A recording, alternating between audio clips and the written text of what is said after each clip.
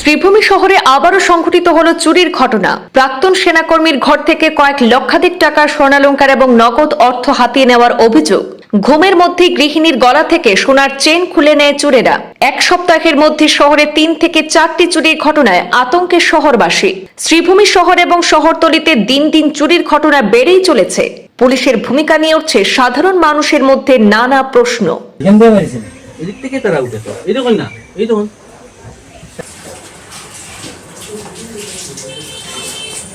শ্রীভূমি শহরে ফের চুরির ঘটনার খবর সামনে এসেছে। শহর এবং শহরতলি জুড়ে সাম্প্রতিক দিনে চুরির ঘটনা বেড়ে চলায় উদ্বেগ বাড়ছে সাধারণ মানুষের মধ্যে। সোমবার গভীর রাতে শ্রীভূমি শহরের নীলমণি রোডের শিশু নিকেতন গলির বাসিন্দা প্রাক্তন সেনাকর্মী কনজ কান্তি দাসের বাড়িতে চুরির ঘটনা ঘটে বলে অভিযোগ। পরিবারের সদস্যরা ঘুমিয়ে থাকার সময় চোরের দল ঘরে ঢুকে কয়েক লক্ষাধিক টাকার স্বর্ণালংকার এবং নগদ অর্থ হাতিয়ে নিয়ে যায়। অভিযোগ অনুযায়ী ঘুমের মধ্যেই অর্চনা দাসের গলা থেকে সোনার চেন খুলে নেয় চোরেরা। পাশাপাশি ঘরে রাখা নগদ টাকাও হাতিয়ে নেওয়া হয়। উল্লেখযোগ্যভাবে চলতি মাসে একাধিক চুরির ঘটনা ঘটেছে শ্রীভূমি শহরে। 5 ডিসেম্বর লঙ্গাই রোডের বাসিন্দা সাগর দত্তের বাড়িতে চুরি হয়। এরপর 15 ডিসেম্বর ইএনটি কলোনির বাসিন্দা অনুপ জৈনের বাড়িতেও চুরির অভিযোগ সামনে আসে। এক সপ্তাহের ব্যবধানে শহরে 3 থেকে 4টি চুরির ঘটনা ঘটায় আতঙ্কে রয়েছেন শহরবাসী। এই পরিস্থিতিতে পুলিশের ভূমিকা নিয়েও সাধারণ মানুষের মধ্যে নানা প্রশ্ন উঠতে শুরু করেছে। ঘটনার খবর পেয়ে স্থানীয়রা সদর থানায় অবহিত করেন। পরে সদর থানার পুলিশ ঘটনাস্থলে পৌঁছে প্রাথমিক তদন্ত শুরু করেছে।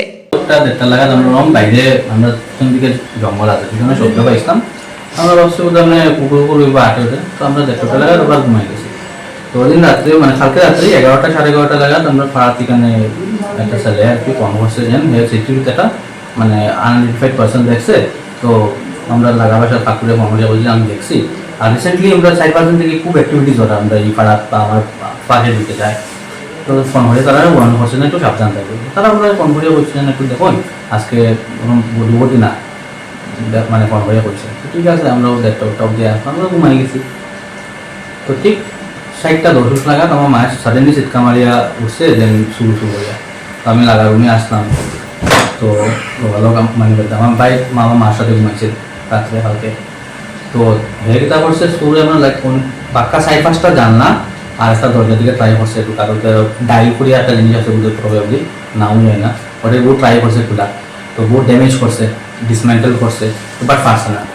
একটা জানলা খালি পারছে। তো ওইটা যেটা ভিডিওর মধ্যে দেখাইছিল ওটা খুলিয়া তারা ঢুকিয়া বড় ঢুকিয়া তো যেমন কিছু পাইছে না বাট ক্যাশ 7,000-8,000 মতো আছে কয়েক জায়গা থেকে রয়েছে। আর বাকি আমি যে রুমে আসলাম ওই রুমে তারা খোলার চেষ্টা করছে বাট লাগাইল আসলে কোথেকে খুলতে পারছে না। তো নেক্সট রুমে আমার মা আর ভাই আসলাম। তো ওইখানের মধ্যে তো কিছু পাইছে না গতিকে লাস্ট টাইমে কি তাহলে স্প্রে করছে বাইরে আমার মুখে মার মুখে করছে।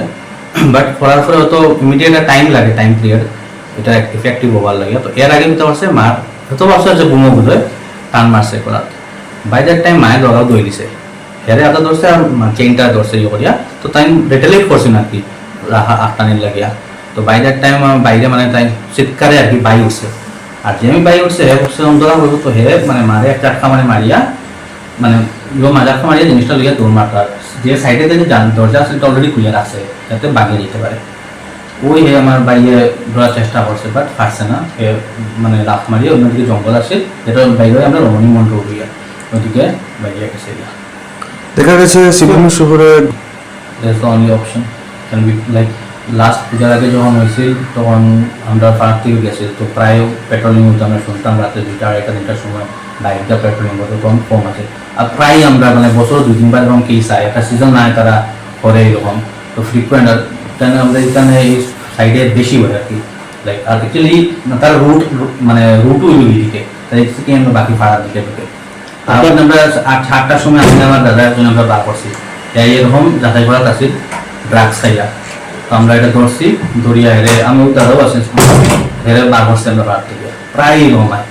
তো আমরা ওটাই আর কি প্রশাসনটা দিতে হবে লাইক আমি যখন সকালে গেছি গিয়া পর্যন্ত তার মধ্যে পেট্রোলিং হয় না পেট্রোলিং তো হয় না ওইলে হয়তো মেইন রোড হইতে পারে বাট আমরা এরকম গল্লি গেলায় তো হয় না যেটা হওয়ার দরকার আর কি। মানে একটা উইকে যদি একবার হয় তখন তারা আরো বাকিরা জানাতা বোঝেন সাডেনলি আসতে দিতে পারে ওটা ভয় থাকবে ওটাই আর কি। কি নাম আপনার? দেবাশিস দাস। আপনি যে অ্যাড্রেসটা কি আপনার? নীলমণি রোড আর অপোজিট আইএস অফিস।